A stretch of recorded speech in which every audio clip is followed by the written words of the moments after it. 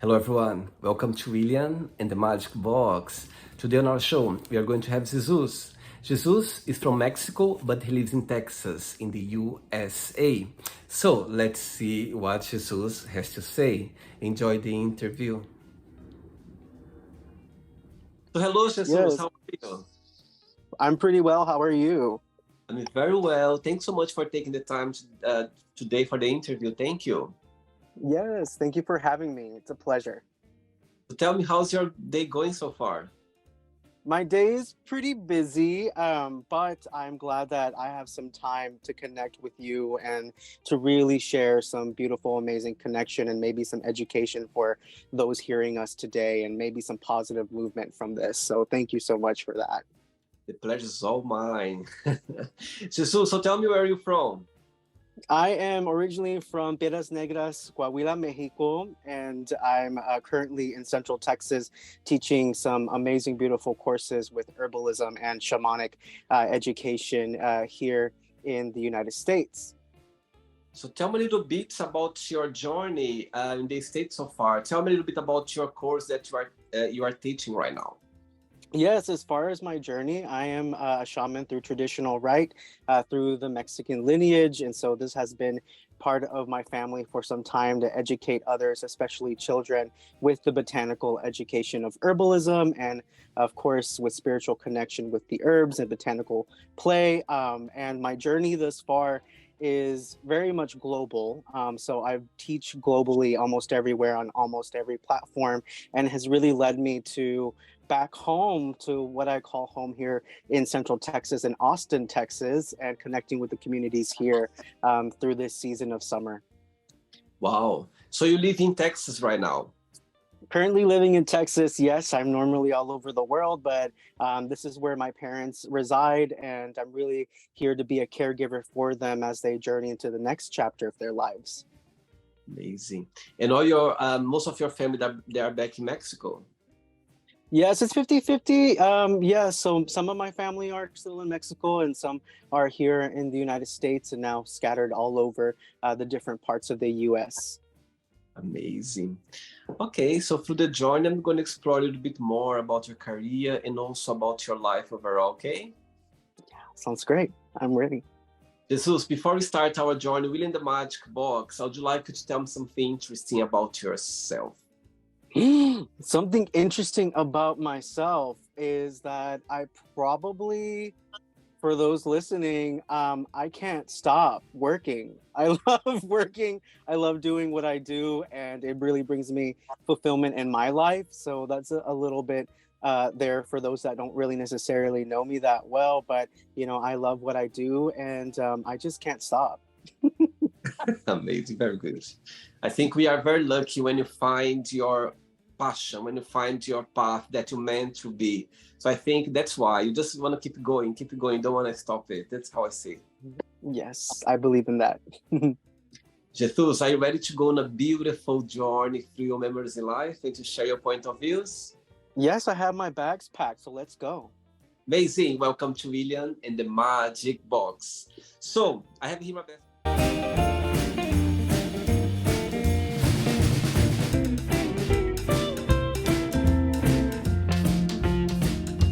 Okay, from the fun questions. I'm just gonna play a song now just for us to relax a bit before the first question, okay?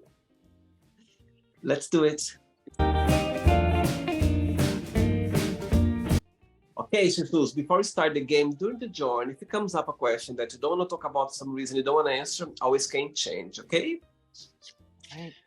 Right, first question for you is, if you're not yourself, would you like to be yourself and why? If I wasn't myself, would I like to be myself? Yes, absolutely. And why? Because what I do for community and how community holds me is really such a pleasure. I feel connected to not only the elements, but every single being on this world. And that really brings me a level of love and connection into my human experience. So, yes, I would be jealous about myself and wanting to be in my body. So, yes. Saying that, Jesus, tell me what's the best part of being you? What do you like the most about being yourself when you analyze yourself? So the best part about being me and myself is the abundance of love that I receive. I have never felt like I've been connected to any sort of community, being a queer individual and also a man of color. I've had many different disconnection when it comes to adversity and challenges, but within those challenges, I really created my own community and those people that feel the same way that I do, and that really brings me fulfillment every single day when I'm teaching a class, teaching children, or even just connecting to a fellow brother or sister in the line of connection towards spirituality. All right. Next question. Let's do it. All right. Next question is, tell me something that you can't live without. The one thing, well, it's a broad spectrum, but the one thing that I cannot live without is food. I can't live without food. I am a Taurus and I just love eating. I love culinary. I love cooking for people. I love cooking for myself, a date night for myself with a big plate of food that's very comfortable and delicious. I need it. I need it in my life. Two questions in one. The first part of the question is, tell me a food that you could eat for the rest of your life, that you could eat every day without getting, sick of it. And the second part of the question is, tell me something that you can't eat, something that you tried, but it's not your cup of tea.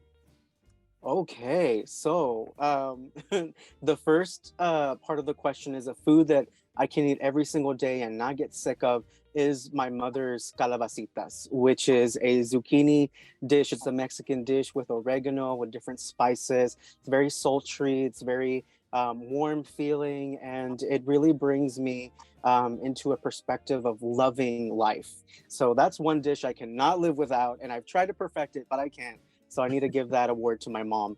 And the second thing that I just cannot eat that I've tried to this day, I'm sure there'll be something else, is definitely red meat. I cannot eat red meat. There's something about the animal passing away. There's something about, not necessarily hunting for it or having devotion and tribe for it. And I rather just eat my plants. And, I can't really hug a fish. I wish it was, could, hug a fish, but, I love fish, but it's just red meat. I cannot eat red meat.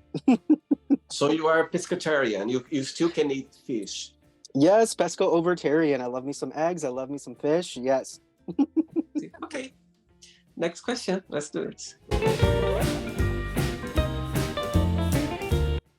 Before the next question, Jesus, tell me about your spirituality journey. Tell me when it started. Tell me about your connection. Walk me through a little bit about your journey so far. Yes, that's something as a young child that I was exposed to. We were always in churches. We were always looking for higher volume of connection. And, growing up, we were Christian, then we were, Baptist, then we were Jehovah Witness. And we went through many different lines of, studying spirituality. And I've always wanted to find, some level of brotherhood or father connection, or as a displaced child, I've always wanted to connect to someone or something much more deeper than the physical level.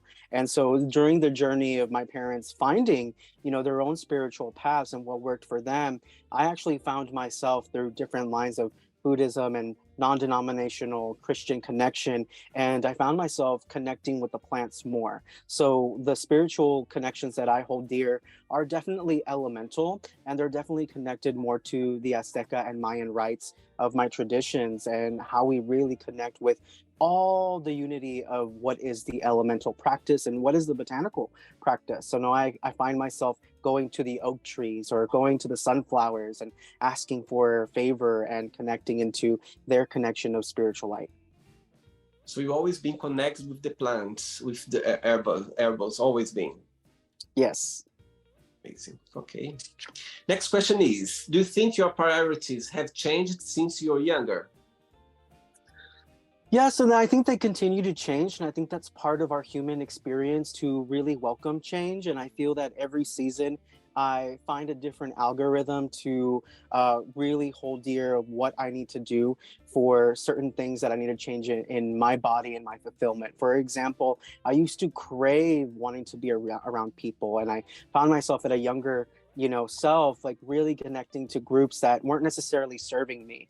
And so I've kind of stopped that and just asked for the higher above and divinity to bring the people that need to be around my circle. And so now I don't go seeking out as much. Now people just kind of come to me, and being my true authentic self is 100% part of that change as well. Amazing. I found so interesting because, as you said, we change all the time. There's always a change happening. That's when brings more people around you that's meant to be. And also as well, some people just go away. It's a matter of life. People come and go. And that's how the time when we are living, when we are experiencing life in a different way. That's how I believe. I believe it. Next question. Let's do it. Oh, there you go. Starting dance with me. Right. Next question is, how would you describe a perfect friendship? Well, I normally have a lot of answers very quick, and that one kind of stopped me. And I guess the perfect, friendship, I would describe it as equal companionship. And, I haven't found that yet in someone who's in the physical human form. But I find that a lot through the bees. I find it a lot through the animals, and they come to me, and I come to them, and we reciprocate a lot with how to really feed ourselves and connect ourselves in a beautiful platform. And so I think the biggest thing for me is equal connection of distribution through energy. Most of your best friends, they live in Texas as well, or back in Mexico, or different part of the world? Different part of the world. I think I have connections that sometimes I will go maybe 3-4 months without speaking to someone that I call a best friend, and we'll get a text randomly, and it's as if it never stopped, and that energy is always fluid. And I do have some great friends here in Central Texas as well, and they're all very diverse, and the way that their friendship flows is not like one spectrum. They're always very different, and I think the energy from it is different as well. Amazing. Ready for another one? Yeah, let's go. Let's do it. Right, before the next one, tell me a little bit about your YouTube channel. Well, I don't necessarily have a grand spectrum of YouTube channel, but the YouTube channel that we have for the Herbal Action Project, which I'm a founder of, is all based on education and supporting communities to really bring fulfillment of the botanical knowledge back into their system, and especially with learning how to play. We forget as adults to be children again. And so a lot of my education with the YouTube channels and hosts that I've been on have really been, guests that I've been on, is really been more fulfillment of bringing back playfulness through the world. There's a lot of hardships happening in the world, and I really try to bring some magic back into our systems. And what's the best part of being a herbalist? What do you find the biggest joy of it? The biggest joy of being an herbalist, I think, is really working without boundaries. I have worked in many different sectors and have had many different bosses, but there's always regulation. There's always some sort of boundary and rules. And with herbalism, you get to craft the own way how you want to connect with this level of craft and, artistry. And, I think it really brings a different momentum for every cycle of herbalism. Herbalism has many different vasts of titles, and so you can go into those different titles and learn spiritual herbalism one year, maybe do children's herbalism, or maybe do fieldwork herbalism, and so I think it's really fun not having those boundaries. Most of your clients are people who approach you regarding your specialty. They are more female, they are more males, there is a mix of them. What's in your experience? Oh goodness, like it is a complete mix. I used to really try to find pockets of like, what is my community? Who can I serve? And who really needs this service right now? And, I found a few years ago that it really does not have a defined titleship. So everyone kind of comes to me in different ways. I will tell you that those that do tend to surround my circles or classes, especially in community education, they're looking for some sort of a hug. They're looking for some sort of companionship and a level of being respected and being seen, that a certain way that probably their fellow peers did not see them. Next question for you is, what is your luck number? My lucky number that I see a lot is the number 7. For some odd reason, that number has always showed up in my life. And I really find myself in different cycles of that number as well through my work and also fulfillment of my practice. Amazing. My goodness, you are so easy answering questions. It's just like, there you go. Good. Next question. Okay, Jesus, next question is, what's your favorite TV show? Oh, well, my favorite TV show would have to be, I guess, like in this moment, there's a show called The Witcher, and it's a really fun show because I really love Renaissance and I love medieval connection and I love magic, and so there's a lot of sorcery and there's a lot of magic into play with this, and there's also a femininity that comes with being strong and being a suitor to really uphold a right that really brings forth a level of spiritual connection within my practice, and that's just really fun for me. So anytime there's a Renaissance fair, I'll dress up like an elf or a goblin and have fun with the kids. When you think about your childhood, tell me what's the best memory that comes to your mind, and did you have the opportunity of growing up back in Mexico and the US, or more in Mexico or more in the US? It was definitely 50-50 split. And around when I was 7 years of age, there was a movement between leaving Mexico and going into the path of being an American and seeing what that was. So while there was difficulty in that, I think my fondest memory would have been that younger self when I was connecting in my grandmother's garden. And in Mexico, like where we were, Piedras Negras, it's called Piedras Negras, so it's black rocks. So we have a lot of dryness there. And for some odd reason, my grandmother had the most beautiful rose garden. And so my fondest memory was being around those roses and connecting, with the elements around us, and really kind of helping my grandmother support the growth of those flowers. Which person in your family you are more close to? The closest individual in my family would have to be my mother, and it would have to be my grandfather and my grandmother, who they're both passed, but I still connect with them every day. When I wake up, I say my prayers and I receive, beautiful answers from them, and they keep on helping me to do the work that I'm doing today. Do you have siblings as well, Jesus? Yes, I love them too. I'm going to give them a shout out. I do have siblings. I have 2 younger sisters, and they have been really great in protecting me and supporting me, and really upholding, the virtues that I hold dear in our family. And they live as well in Texas?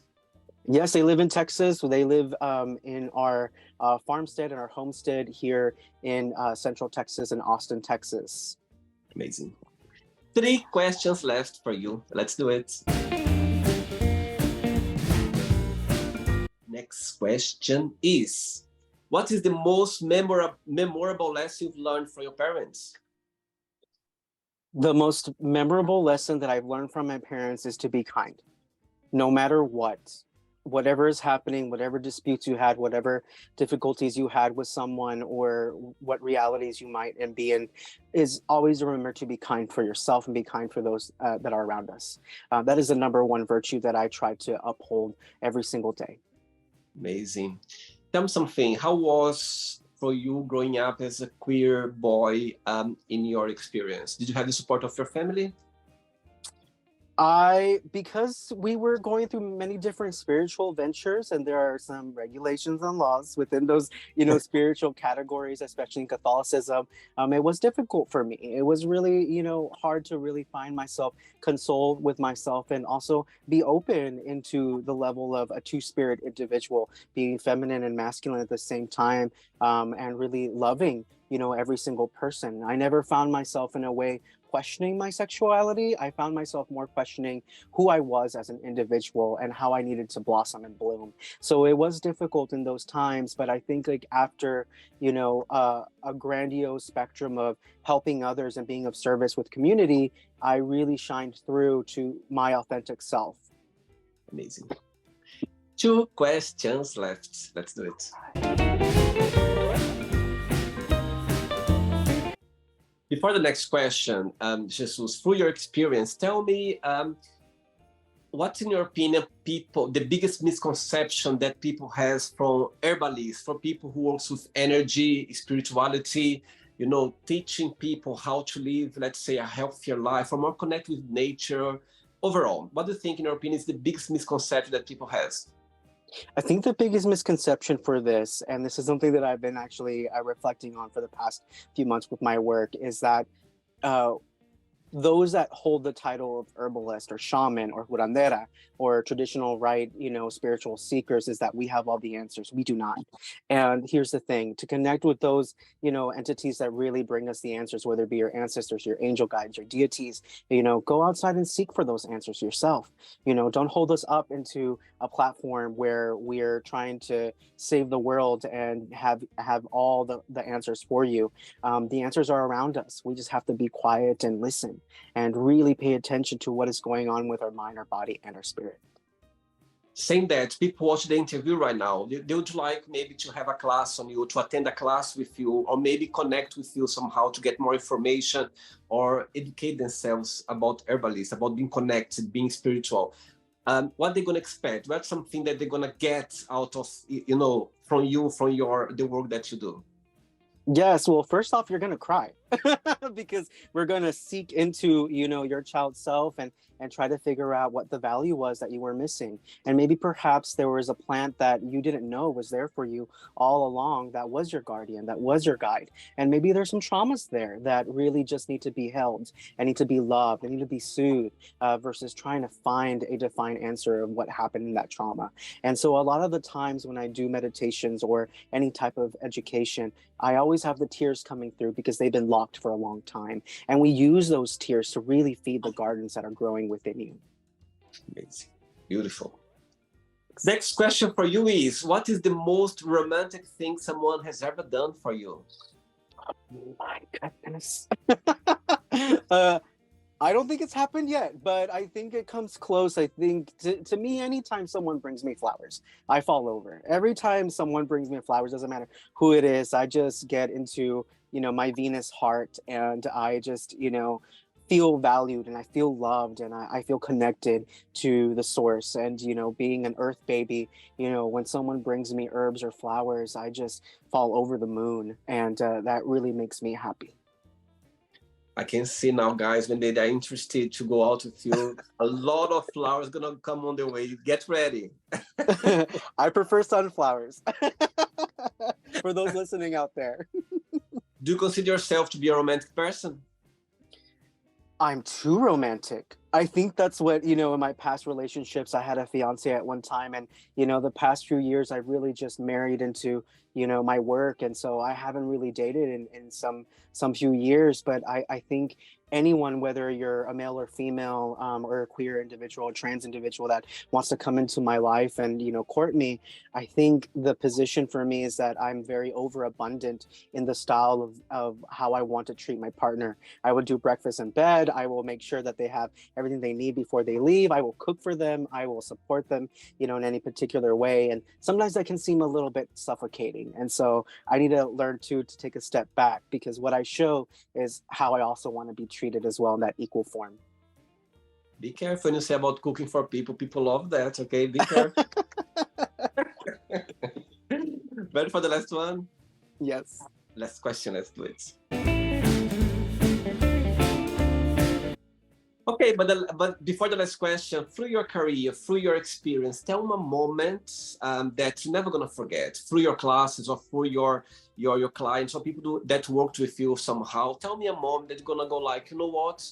I'm always gonna have this moment, always gonna have a special place in my heart. I'm sure you have a lot, being spiritual, work with plants. I think it's a gift. I think people, it's a bless being around plants and work with them as well. I think is even more.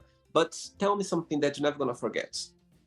I think there was a moment just recently that keeps on coming back, and I was at a supermarket, and normally when I'm out in public, I try to hide myself because I'm very much in the virtual scene, and people recognize me, and so I try to wear a big hoodie and just be very quiet about it. And I felt someone, as I was leaving the grocery store, just grab a hold me and pick me up, and I was very scared. I'm a small guy, and I was very frightened to what was going to happen. And this person just held me tight and started crying, and they had said that I had moved them in a certain way in a class, but they didn't have the words in that class, and it made a big difference in their life. It really stopped them from doing something that would have really just stopped their life, and it brought them to a position where they could seek some sort of value for who they were. And that is really strong, because when people are listening to you and you're on this box, you're on this beautiful, amazing virtual world, we forget that we're making an impact somehow. And I made an impact for that individual's life, and they could go on living and experiencing and understanding that they are valued. Wow, beautiful. Last question for you is, what is the worst advice have you ever given? The worst advice that I have ever given, and there's a checklist. So I'm kind of, I always make sure that I check myself whenever I'm really giving advice. But the worst advice I feel that I have given was to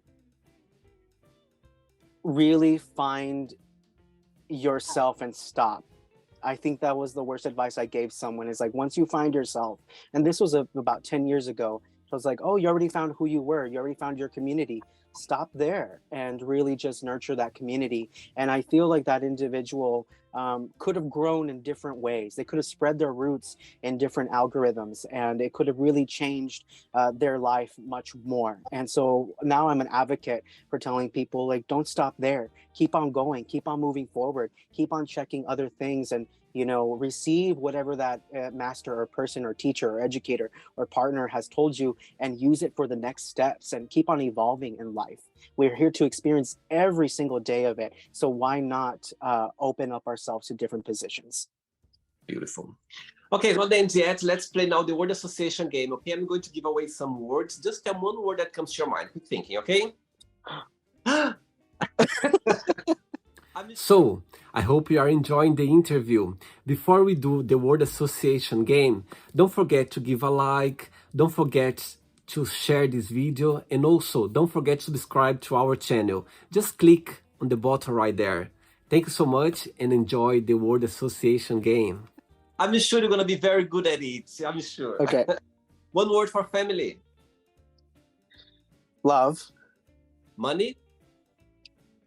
Nothing. One word for love. Togetherness. Life. Equality. Sex. Dryness. I guess that's what's happening with me right now. Oh my God. Politics.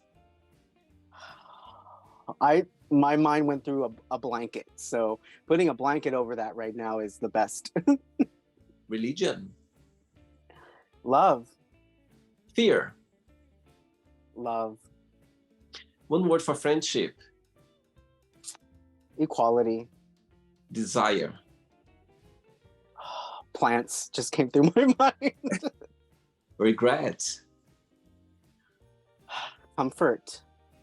Success. Not there yet. Wish. I have many. Happiness. Abundance. One word for Texas. Kindness. One word for USA. Work. Mexico, one word. Family. One word for plants. Love. One word for spirituality. Searching. And the last one now, herbalist, one word. Fun. Amazing. I like the way you said, fun. It brings me joy every day. Let's pretend now I'm going to meet your best friend for a coffee, and I'm going to ask your best friend, what is the most beautiful thing about Jesus, and what's something that he still needs to work on, to improve on? What your best friend would say? My best friend would probably laugh. She would probably laugh, and probably tell you that there's a book about me, and go through it all. And the I think this is really well known in all my friend groups, is that the things that I still need to work on is self-love for me. I give so much to everyone else that I forget to give to myself sometimes. And if you could title this book about you that your friend said, what would be the title of this book? Jesus Garcia, to be continued. I like that. I like that. There's another chapter, there's another volume coming, and we've just scratched the surface of the first chapters. Amazing. Let's play now, Jesus and the Magic Box, and you can ask me a question. Right, but before you ask me the question, what's your favorite Spanish word? My favorite Spanish word is amor. Amor. Amazing. Yes, amor. You can ask me a question now. Yeah, so the question that I have for you, I've been thinking about it, is how do you keep happy? What makes you happy, and how do you sustain that happiness for you? Oh my God, I love the question, Jesus. And I'll tell you something now. I love waking up like every morning. I love waking up and go like, my goodness, it's another day. People who knows me very well, they go like, where did you get this energy from so early morning? And it's for me, when I wake up, of course, I wake up quite slow, but as soon as I, start my day, I have a shower, I go, when I get out of my house, my God, for me, it's like, everything starts flowing. I feel the energy of the air. I feel the energy of the plant, people, everything starts working. And I feel so grateful in the morning, because it's such a bless. It's such a great moment for me. As soon as I see the words, just waking up all together, I think for me, that's the best part. I love, that makes me happy. And of course, when I'm here, sitting here and connecting with people around the world from different backgrounds, different beliefs, different opinions. Oh my God, it's the best feeling. When you were talking about your feelings about work with plants and, give your best, it's exactly how I feel when I put here, I press OK here for the interview to start, and everything flows beautifully. So that's, for me, it's what moves me. It's what feeds my soul. It's about being here, connecting with people, and not just that, knowing that the people from the other side is going to connect with other people as well. So that's, for me, is the biggest joy of my life. Waking up very early, see the day, just waking up together, and sit down here and having this beautiful moment right now, making memories with people. That truly is a joy. And for those listening, we encourage you to wake up in the morning and find yourself connecting in that level of light and care just for you, and really bring forth what makes you happy. So thank you for sharing. That's just delicious. And I'm gonna share something personal with you, Jesus. When you were talking about your grandparents that you were very, very connected with, straight away a memory came to my mind. My grandmother, from my mom's side, she's from Paraguay. She's not Brazilian. She's from Paraguay. And I never forget. I started getting goosebumps now. She passed away a few years ago, but I think I was 7 years old, more or less. I was sitting down with her in a farm, and she literally took my hand and she was like, "My son, I'll tell you something. I never forget that." She said to me, every morning, every day when you wake up, have a moment with yourself of being being grateful. And when you go into bed, the same moment as well. Be grateful for people around you, people who,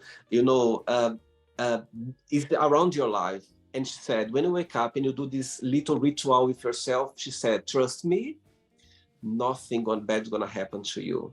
You're gonna have challenges moments, of course, as everyone else, but nothing bad is gonna hit you. Nothing bad, because you are protecting yourself. Guess what? Since that day until now, and I'm gonna go to another plan, another life, doing the same ritual every single morning. I think that's why when I wake up, I have this pull up energy, because as soon as I wake up, I have this moment with myself of gratitude and just be happy for being alive. I think that's the moment. And thanks to my loved grandmother, because she taught something that I carry for my life. So yeah, as soon as you said about your grandparents, this memory just came straight away to my mind. So yeah, there we go. Thank you for sharing. And I think grandmothers, they have an They do. awareness to support us and to really see us for who we really are. So thank you for the grandmothers that are up there. Absolutely. Beautiful angels. I'd like some Palo Santo for us in their memory. Amazing. Did you enjoy the interview, Jesus? Yes, and I wish there was more individuals that had your charisma and your light when it comes to interviews, because sometimes it can feel very scary and a little bit frightening for us to expose who we really are. And you made it very easy and comfortable, and just I can feel your warmness and I can feel your happiness and your gratitude for this level of work of sharing space and community. So I thank you for that. And that's a big level of gratitude from my heart to yours overseas. The pleasure is all mine. Thank you very much. Before you go, if you can share a positive message or anything that you live by. Yes, I think the positive message for me is normally in the mantras that I share is to, really find yourself protected in the people in the community and the plants that are here for you always, with silence and care, and also to keep rooted to who you are and how you want to grow and how you want to be seen in your own gardens. And also understand that you are always loved, no matter what. Someone is out there sharing some sort of level of care and kindness that's moving through us in our energetic way to really bring that softness into love back. So never feel like no one loves you, because even I am sending you in this position to love yourself. And there are many different elements like the wind, who is silent and really caring for your love and helping you breathe out. So take that as a message for love and care. And I just wanted to kind of close with a little chime for us. Amazing. Oh. Much love and care to everybody out there. Thank you so much, and you keep in touch, Jesus. It was a pleasure, okay? Thank you. Yes, we'll see you soon. Bye. Take care. Bye-bye. Bye. So, did you like the show? Don't forget to give a like, to share it, and also don't forget to subscribe to the channel. And if you'd like to be part of the show as well, first, subscribe to our channel, and after that, just go to our website, www.williamandthemagicbox.com, and send us a request saying why would you like to be part of the show, and I see you there. Bye bye, see you next time.